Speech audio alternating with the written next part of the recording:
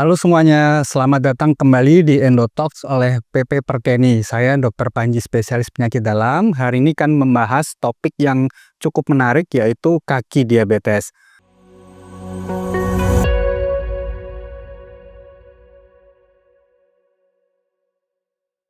Mungkin sebagian dari kita masih belum mengerti apa hubungan antara diabetes dan kaki.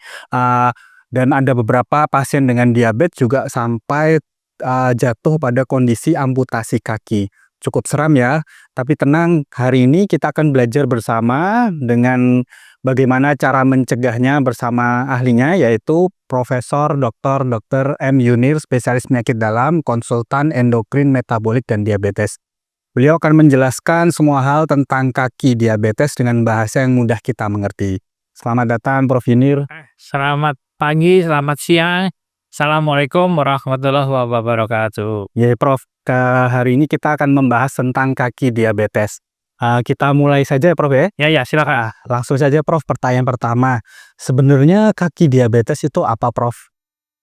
Jadi kalau kita mengacu apa itu kaki diabetik, ya kembali namanya ada kaki, ada diabetes. Jadi adalah sesuatu kelainan apapun ya, mau infeksi, ada luka, ada gangren, terus ada yang kehitaman yang terjadi pada pasien diabetes. Kenapa harus ada pasien diabetes? Karena patomekanismenya atau kejadian munculnya kelainan atau kerusakan ini selalu dikaitkan akibat jangka panjang dari diabetes itu sendiri. Oh ya, kok bisa, Prof, diabetes yang kita anggap sebagai penyakit gula ini justru merusak kaki? Itu gimana, Prof? Nah, ini menarik ini, pasien diabetes kita kan perjalanan panjang, perjalanan penyakit itu panjang ya, ada yang tahunan sampai 20 tahun. Nah, di dalam proses perjalanan panjang ini tentu kendali gula darah ada yang baik, ada yang tidak, ada yang rendah, ada yang tinggi. Nah, proses ini akan merusak sistem pembuluh darah ya dan sistem sarafnya kaki. Nah, karena kaki itu ada di bagian paling jauh dari kepala kita, makanya kerusakan pada orang diabetes awalnya selalu dari bagian yang paling jauh ya. Jadi sarafnya rusak, pembuluh darahnya juga terganggu sehingga menyebabkan kaki itu jadi rentan terhadap kejadian luka. Dan kalau udah luka proses kesembuhannya juga butuh waktu yang lebih lama dan lebih sulit dibandingkan yang bukan diabetes. Sehingga kondisi ini jadi harus perlu diperhatikan pada orang diabetes yang sudah lama mengalami diabetesnya, ya. Nah, prevalensi diabetes di Indonesia cukup tinggi, Prof, ya. Mungkin sekitar 20 juta lebih ya sekarang. Nah, apakah pasien semua yang diabetes tuh pasti mengalami kaki diabetes? Nah, ini tergantung dari faktor genetik ya, Dr. Panji. Kalau dulu kita belum berpikir ada faktor gen yang menunjukkan gen tertentu mempunyai risiko terhadap komplikasi ya. Ada gen A yang menyebabkan seorang ginjalnya lebih mudah terserang. Ada gen B yang menyebabkan pembuluh darah jantung yang lebih sering terserang. Nah, pada kondisi ini juga memang ada bagian-bagian atau resiko-resiko yang muncul pada pasien dengan diabetes seperti ini. Jadi nggak 100% pasien diabetes akan menjadi atau mengalami masalah ini ya. Kalau dari literatur itu dikatakan hanya sekitar 15-25% dari seluruh pasien diabetes yang ada suatu saat akan mengalami episode komplikasi atau gangguan di kaki. Apakah kebiasaan seperti merokok atau kadar gula yang tidak terkontrol juga berpengaruh? Nah, itu juga satu hal yang perlu diperhatikan bahwa faktor resiko itu ternyata bukan sekedar gula darah yang sudah tidak terkontrol atau gula darah diabetes yang sudah lama, tetapi ada faktor-faktor lain juga mesti diperhatikan, yaitu kita sebut sebagai komorbid ya, atau suatu kondisi yang menyebabkan kondisi diabetes menjadi lebih rentan. Tadi udah disebutkan ada rokok. Rokok itu akan mengganggu dinding pembuluh darah ya. Di dalam pembuluh darah itu ada bagian dindingnya itu yang menghasilkan suatu zat yang membantu melebarkan pembuluh darah. Nah, kalau itu terganggu, jadi kemampuan kaki atau pembuluh darah untuk melebar menjadi terganggu sehingga aliran darah akan menjadi sulit sampai di bagian-bagian tertentu. Nah, selain itu juga bahwa makin lama akan juga terjadi gangguan sistem saraf, di mana saraf kaki menjadi tidak sensitif. Kalau dia pakai sepatu sempit yang udah lecet, itu nggak merasa terganggu. Sehingga proses kerusakan atau proses gangguan ini akan menjadi makin lama makin berat. Tadi pembuluh darahnya juga mengalami gangguan, ada kolesterol juga yang juga akan membantu mempercepat proses ini, ya. Tanda-tanda awal apa yang harus kita waspadai Prof kalau dari kaki diabetes? Mungkin bisa dijelaskan? Nah, yang menarik sebenarnya kalau kita bisa mengidentifikasi lebih awal lebih baik. Nah, kita sebagai dokter atau sebagai orang awam udah harus menyadari diabetes yang kita derita itu nggak hanya berlangsung setahun 2 tahun, pasti akan jangka panjang. Makin lama kita menderita diabetes, maka muncul kerusakan itu pelan-pelan. Nah, sebelum rusak terjadi luka, sebelum terjadi yang kita bilang gangren, itu ada tanda-tanda fisik yang bisa terlihat atau dirasakan. Pasien sering merasa semutan, kebas-kebas, atau baal, atau kulit kering, ya, atau mulai muncul jari-jari yang bengkok. Ya, kalau kita berjalan artinya ini ada pasien-pasien diabetes yang udah lama itu jari-jari udah pada seperti ini, ya, yang disebut dengan claw. Claw itu apa ya? Cakar atau hammer seperti palu, dia begini. Nah, jadi pada kondisi yang kita bilang gangguan bentuk, jari atau kaki, itu akan menyebabkan risiko terjadinya luka menjadi besar. Itu tanda-tanda awal yang bisa diidentifikasi oleh pasien. Lihat kaki temennya atau kaki orang tuanya, loh kok kulitnya kering bersisik. Nah, kasih pelembab untuk mencegahnya. Antara lain itu, ya. Oh iya. Jadi selain, kelembapan itu, apa saja yang harus dilakukan penderita diabetes Prof untuk merawat kakinya? Kaki ya. Kembali ke penyebab utama, hiperglikemi atau gula yang tinggi harus dinormalkan, tekanan darah dikontrol, kolesterol juga dikontrol. Nah, tapi kalau udah muncul beberapa gangguan atau kondisi yang tadi saya sampaikan, ya kita rawatlah. Kulit kering dilembabkan dengan pemberian pelembab. Jaga higienisnya kaki, ya kalau habis dari jalan dan semacam, bersihkan dan keringkan. Terus harus menggunakan selalu alas kaki, baik di dalam maupun di rumah, ya. Kalau dengan tindakan-tindakan sederhana seperti ini, kita harapkan proses kerusakan atau terjadinya luka menjadi kita perkecil risikonya.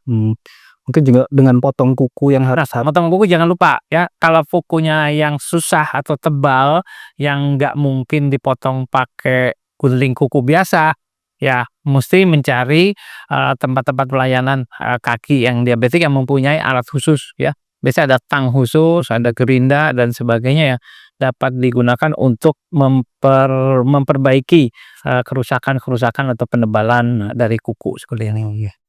Ya. Kadang orang atau pasien malu atau takut ke dokter Prof, lalu mengobati luka kaki sendiri di rumah, itu bahayanya seperti apa ya Prof?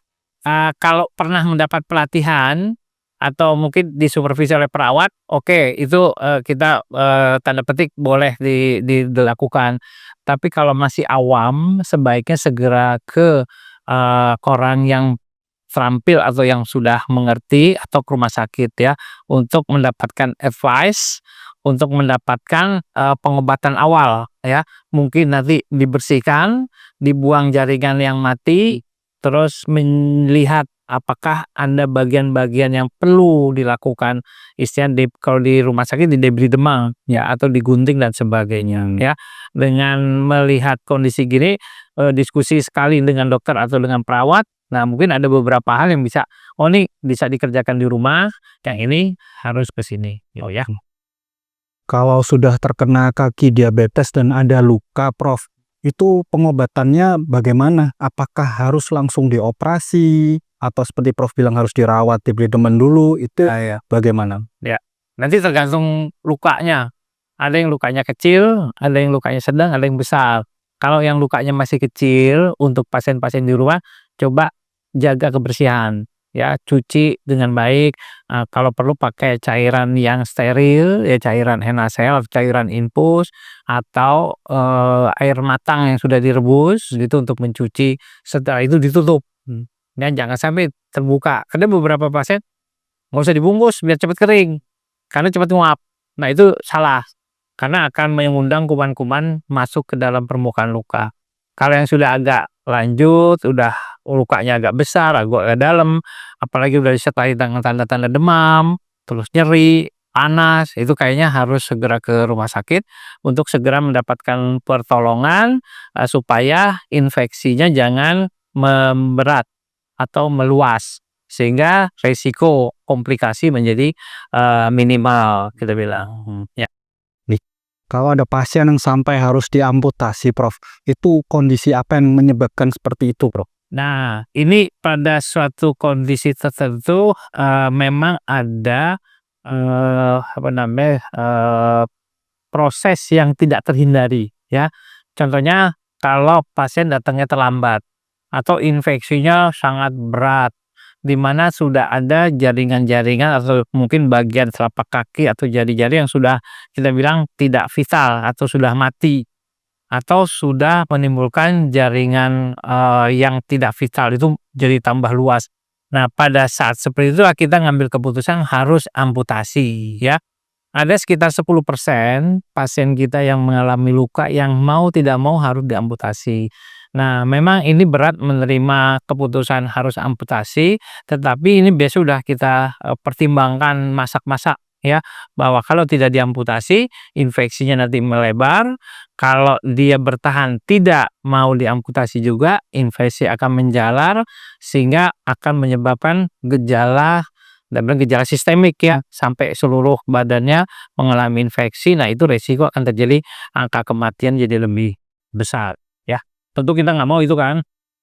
Jadi intinya jangan menunda, jangan sampai Ya, terlambat. nah, Nah, kalau ada luka sekecil apapun ya, Prof. betul, jangan menunda. Dan kalau keputusannya udah final, mungkin, biasanya pasien saya diskusi dulu dengan keluarga. Kalau bisa diskusinya jangan lama-lama, ya. Kalau sehari, oke, diskusi dulu, jangan sampai seminggu, 2 minggu belum ada keputusan. Makin lama infeksi dibiarkan, akan makin berat resikonya ya, gitu. Ya, bicara tentang keluarga, Prof, ini bagaimana peran keluarga dalam ikut menjaga kesehatan kaki penderita diabetes? Yang pertama, ikut memantau glycemic kadar gula darahnya ya, obatnya diminum teratur apa tidak. Tapi kalau itu udah semua dikerjakan dengan baik dan ada kelihatan mulai ada gangguan pada kakinya, mengingatkan pakai alas kaki ya, menjaga kebersihan. Itu, pendamping atau kalau di kita istilah caregiver, baik keluarga, mungkin perawat khusus ya, atau pembantu rumah tangga, itu bisa mempunyai kontribusi yang besar untuk menghindari atau mencegah terjadinya luka yang berat. Sehingga, bisa mengingatkan aspek-aspek yang sebenarnya simpel ya, bilang sama ibunya, "Bu, udah pakai pelembab belum?" Nah, kalau ibunya nggak bisa, ya tolong dibantu aja, pagi sore habis mandi kasih pelembab.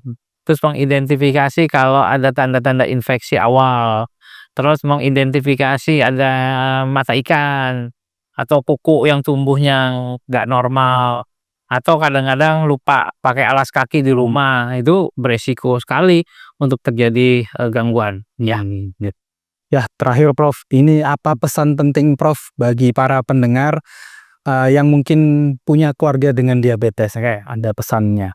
Jadi, menariknya adalah bahwa walaupun komplikasi ini berat, tapi ternyata kalau ada edukasi, terus mengidentifikasi yang tadi faktor-faktor resiko atau kelainan-kelainan awal sebelum luka, dan segera melakukan tindakan pencegahan seperti menjaga kelembapan, kebersihan, dan sebagainya, ternyata bisa mengurangi resiko amputasi sampai hampir 85% ya. Jadi penyakit ini bukan tidak terhindarkan, tetapi bisa dihindari asal ada tindakan-tindakan yang harus dilakukan. Mungkin itu, Dokter Panji. Wah, ya, luar biasa sekali penjelasannya ya, Prof, ya. Alhamdulillah. Saya pribadi juga baru sadar kalau kaki itu penting bagi penderita diabetes ya, sebagai indikator, kesehatan ya. Terima kasih, Prof, atas Baik, waktunya. terima kasih, semoga bermanfaat. Ya, semua penjelasan yang mencerahkan, semoga ini menjadi alarm untuk kita semua agar selalu waspada terhadap kesehatan pasien-pasien diabetes. Ya, terima kasih untuk para pendengar, jangan lupa cek kaki keluarga kita yang menderita diabetes atau tetangga atau yang kita sayangi. edukasi kecil dapat menyelamatkan nyawa. Sampai jumpa di episode lainnya. Tetap sehat dan sayangi tubuh kita. Makasih. Assalamualaikum.